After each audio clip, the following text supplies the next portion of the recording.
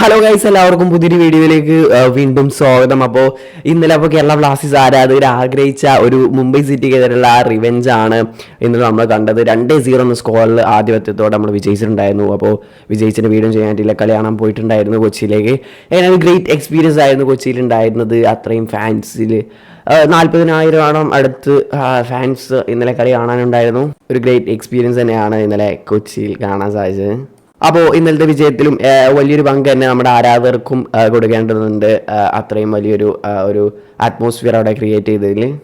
അപ്പോൾ എങ്ങനെയായാലും നമ്മുടെ ടീമിനെ റെസ്റ്റ് എടുക്കാൻ ടൈമില്ല. വെറും 2 ദിവസത്തിനുള്ളിൽ ഇത് അടുത്ത മാച്ച് വരികയാണ്. മോഹൻ ബഗാൻ, അതും അടുത്തൊരു വമ്പൻ എതിരാളികളെതിരെയാണ് മത്സരം. അപ്പോൾ മത്സരത്തിലേക്ക് വരുന്നതിന് മുമ്പ് ഇന്ന് പ്രസ് കോൺഫറൻസ് നടന്നുണ്ടായിരുന്നു. അപ്പോൾ അതിൽ ഇവാൻ ആശാൻ പറഞ്ഞ 2 കാര്യങ്ങളാണ് നമ്മൾ വീഡിയോയിലൂടെ പറയാൻ പോകുന്നത്. വിപിൻ മോഹൻ്റെ ഇഞ്ചുറിയെ കുറിച്ചുള്ള ഒരു അപ്ഡേറ്റും അതുപോലെ തന്നെ നമ്മുടെ അഡ്രിയാൻ ലൂണയുടെ റീപ്ലേസ്മെൻറ്റിനെ കുറിച്ച്. അപ്പോൾ അന്ന് അഡ്രിയാൻ ലൂണയുടെ റീപ്ലേസ്മെൻറ്റിനെ കുറിച്ച് ആശാൻ പറഞ്ഞതെന്തെന്ന് വെച്ചാൽ, അപ്പോൾ അഡ്രിയാൻ ലൂണയ്ക്ക് പകരം മറ്റൊരു താരത്തെ ജനുവരിയിൽ ടീമിലേക്ക് എത്തിക്കുമെന്ന് തന്നെയാണ് ഇപ്പോൾ ഇവാൻ ആശാൻ പറഞ്ഞിട്ടുള്ളത്. ഇപ്പോൾ ബ്ലാസ്റ്റേഴ്സ് അതിനായിട്ടുള്ള തെരച്ചിലും കാര്യങ്ങളൊക്കെ ആരംഭിച്ചിട്ടുണ്ട്. ഇപ്പോൾ പോസിബിൾ ആയിട്ടുള്ള ജനുവരി ട്രാൻസ്ഫർ വിൻഡോയിലൊന്നും അത്ര പ്ലേയേഴ്സ് ഒന്നും ഫ്രീ ഏജൻസ് ആയിട്ടൊന്നും ഉണ്ടാവില്ല. അങ്ങനെയല്ല, കിട്ടാൻ എല്ലാ ടീമിലും കോൺട്രാക്റ്റഡ് ആയിട്ടുള്ള നിൽക്കാവും നല്ല പ്ലേയേഴ്സൊക്കെ. അതുകൊണ്ട് തന്നെ കുറച്ച് പാടായിരിക്കും നല്ല പ്ലേയേഴ്സിന് ടീമിലെത്തിക്കുക. അതുകൊണ്ട് തന്നെ പോസിബിൾ ആയിട്ടുള്ള ഓപ്ഷൻസ് ഇപ്പോൾ ബ്ലാസ്റ്റേഴ്സ് സെർച്ച് ചെയ്തുകൊണ്ടിരിക്കുകയാണ്. ഉടൻ തന്നെ ഒരു താരവുമായിട്ട് ഡീലിൽ എത്തും എന്ന് തന്നെയാണ് ചാൻസ് ഉണ്ട് എന്ന് തന്നെയാണ് ഇപ്പോൾ ആശാന് പറഞ്ഞിട്ടുള്ളത്. അപ്പോൾ നമുക്ക് ജനുവരി ട്രാൻസ്ഫർ വിൻഡോയിൽ ഒരു ഫോറിൻ സൈനിങ് കാണാം. അപ്പം അടുത്തൊരു കാര്യം എന്താ വെച്ചാൽ വിപിൻ മോഹൻ്റെ ഇഞ്ചുറിയെ കുറിച്ചാണ്. അപ്പോൾ ഇന്നലെ എല്ലാവരും കണ്ടുണ്ടാവും, ഗ്രൗണ്ടിലേക്ക് കൊക്കി നടക്കുന്നത്. താരത്തിന് ഇഞ്ചുറി പറ്റി അങ്ങനെ പുറത്തേക്ക് പോയി വീണ്ടും ഗ്രൗണ്ടിലേക്ക് തിരിച്ചിറങ്ങിയതാണ്. പക്ഷേ താരത്തിന് പ്രോപ്പറായിട്ട് നടക്കാൻ മണ്ടാൻ പറ്റിയിട്ടുണ്ടായിരുന്നില്ല. താരം അങ്ങനെ കൊക്കിയായിരുന്നു നടന്നിട്ടുണ്ടായിരുന്നത്. അങ്ങനെ ഫസ്റ്റ് ഹാഫിൽ തന്നെ 40 മിനിറ്റിലാണ് വിപിനെ കയറ്റി അസർ കളത്തിലേക്ക് വന്നിട്ടുണ്ടായിരുന്നത്.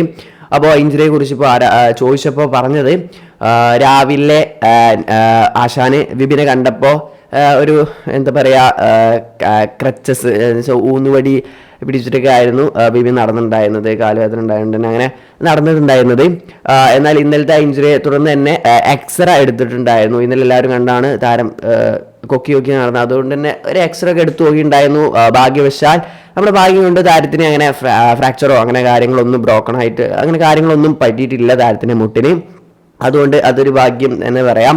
എന്നിരുന്നാലും താരത്തിൻ്റെ കാൽമുട്ടിന് വീക്കമുണ്ടെന്നാണ് ആശാൻ പറയുന്നത്. വീക്കമുണ്ടായതുകൊണ്ട് തന്നെ 1-2 ദിവസം കാത്തിരിക്കേണ്ടതുണ്ട്. അപ്പോൾ അതുകൊണ്ട് തന്നെ നാളത്തെ മത്സരത്തിൽ വിപിൻ ബ്ലാസ്റ്റേഴ്സിൻ്റെ ഒപ്പം കൊൽക്കത്തയിലേക്ക് പോകില്ല എന്നുള്ളത് കൺഫേം ആക്കിയിട്ടുണ്ട് ആശാന്. നാളെ താരം കളിക്കാനുണ്ടാവില്ല. നാളെയല്ല, ഇനി വരുന്ന മോഹൻ ബഗാനെതിരെയുള്ള ബുധനാഴ്ച നടക്കാൻ പോകുന്ന മത്സരത്തിൽ വിപിൻ മോഹൻ ബ്ലാസ്റ്റേഴ്സിന് വേണ്ടി കളിക്കില്ല. അപ്പോൾ അല്ലാതെ കാര്യമായിട്ടുള്ള വലിയ പ്രശ്നങ്ങളൊന്നും താരത്തിനില്ല. ഉടൻ തന്നെ താരം തിരിച്ചു വരും, സൂപ്പർ കപ്പിൽ കളിക്കുമെന്ന് തന്നെ നമുക്ക് പ്രതീക്ഷിക്കാം. ആ വീഡിയോ അവസാനിക്കാണ്. ഇതുമായി ബന്ധപ്പെട്ടുള്ള നിങ്ങളുടെ അഭിപ്രായം എന്തെങ്കിലും കമൻറ്റായി രേഖപ്പെടുത്താൻ അടുത്ത വീഡിയോയുടെ വീണ്ടും കാണുന്നതായിരിക്കും. ബൈ.